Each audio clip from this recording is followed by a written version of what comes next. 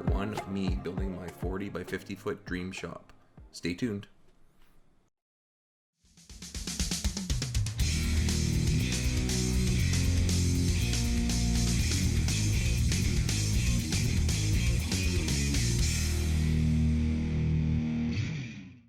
So I've been lying to you all this time. Zengineer's workshop isn't actually just one workshop. It's this workshop and this workshop. One for metal, one for wood. I know I'm extremely lucky to have this kind of setup, but the woodworking shop had some serious shortcomings that I had to address. The biggest one, it needed a new roof.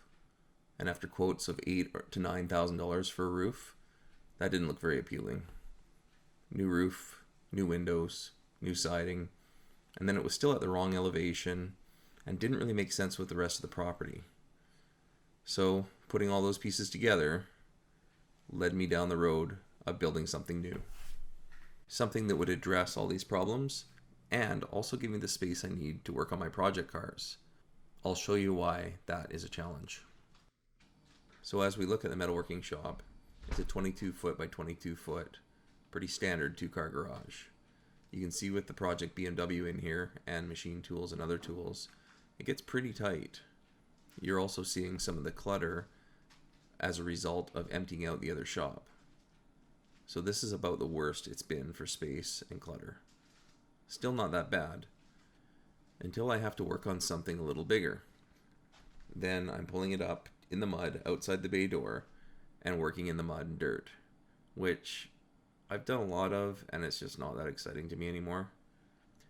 The keen-eyed among you will note that I do have a car in the shop right now, and you might think, there's tons of room to work on that.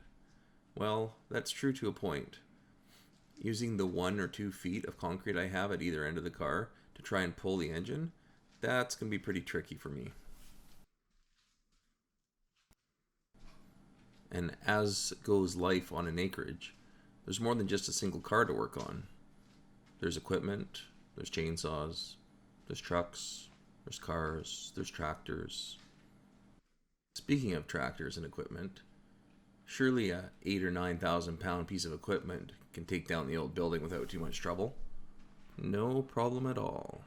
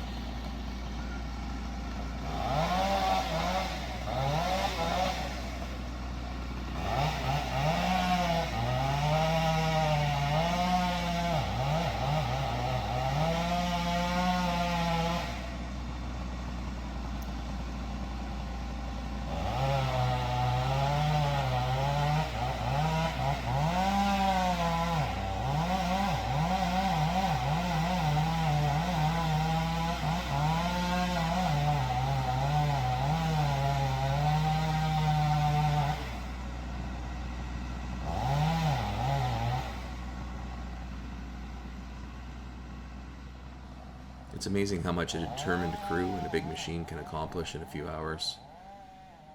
I was just in awe watching them work.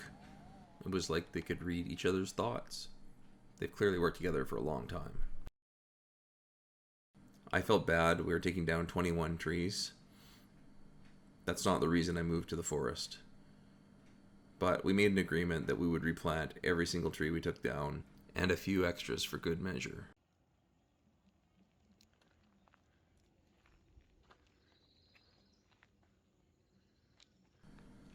What remained looked a little bit like the apocalypse had hit. I don't know how the fire started. Just kidding. But it was a total mess. Needed a lot to clean up. And I also was going to have to move somewhere between 200 and 300 cubic yards worth of dirt in order to get the site flat. That was going to take some time and effort, that's for sure. Some absolutely gorgeous Douglas fir in here. It's a shame to see it go, but at least it's going to a mill. And I ended up getting paid about the same amount as it cost me for the crew and the machine rental. So not bad.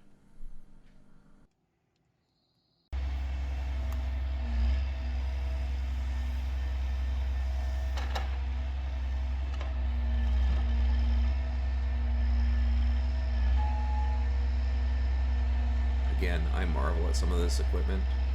I'd never seen one of these work before, these offloading trucks. Very impressive.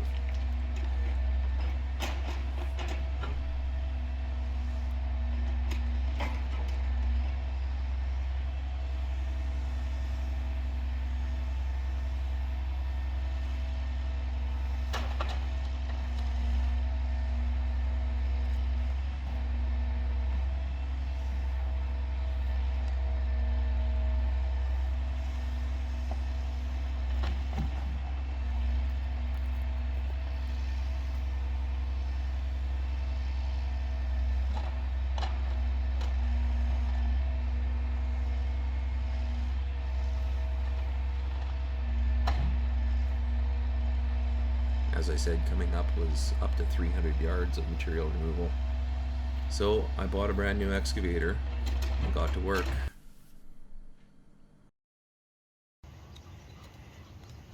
Despite working her like a dog, this was going to take way too long.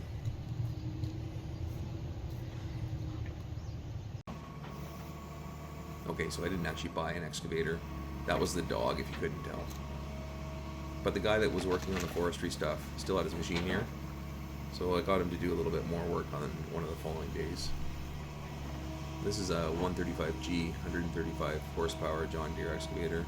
I think somewhere in the neighborhood of 34,000 pounds. It's a serious machine, a big machine. You can see it's struggling with some of these big stumps too. Well, struggling is a relative term, I suppose. It's getting through fine.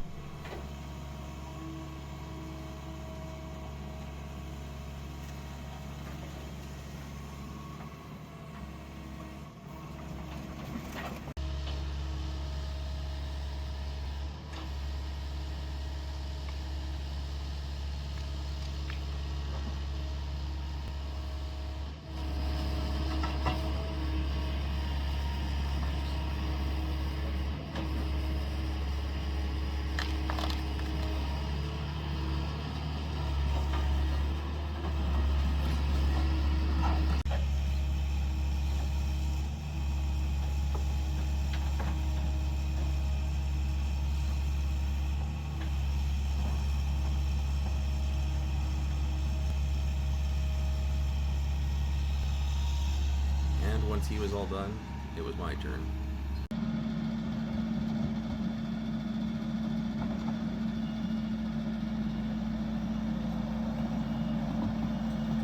The mud. The West Coast in 2022. This is January, I think, where we were no warmer than about 10 degrees Celsius, and it rained every day. Even this day, even on the sun.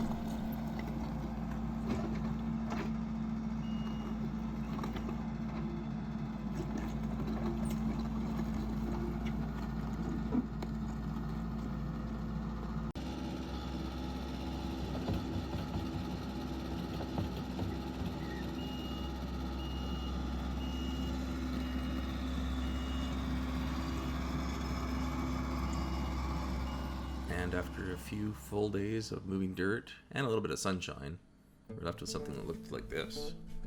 Hey, this looks promising.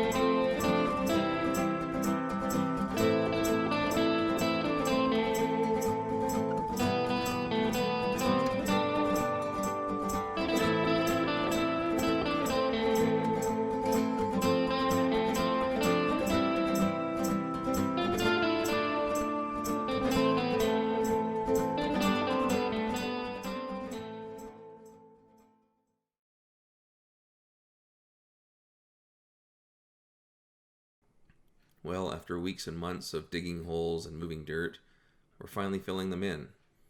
This feels great. We're one step closer to having a shop here.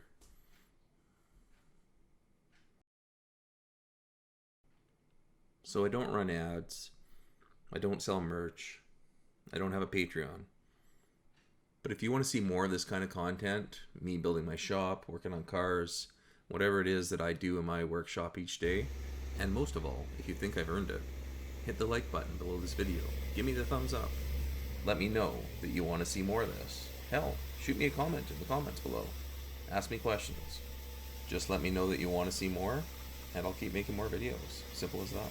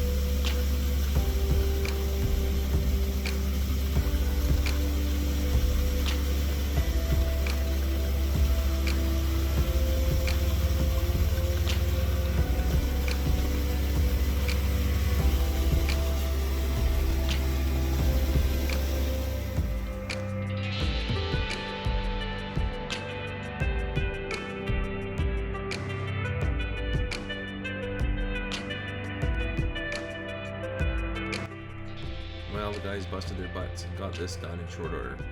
Actually, from start to finish, the pour itself using the pumper truck probably took 10 to 15 minutes for 2 truckloads.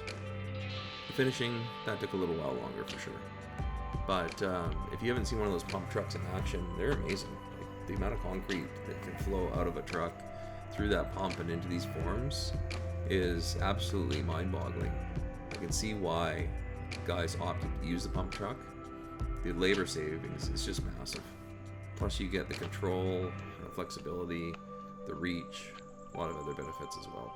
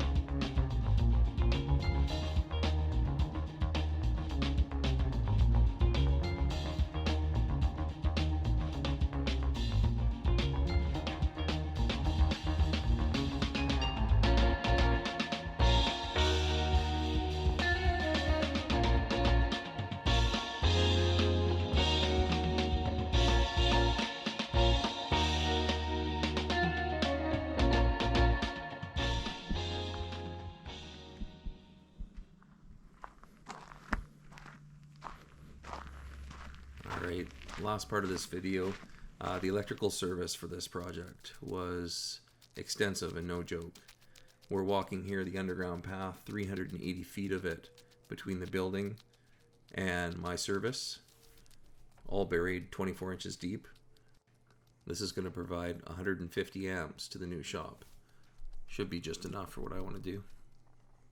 The 4/0 cable here in aluminum that we're running was close to $7,000, I think, for that. Copper would have been 3 to 4 times that.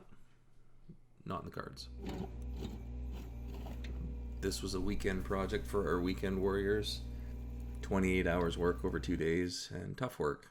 But we got everything done, and it all buttoned up, and we could use the driveway again by Monday morning, which was the goal.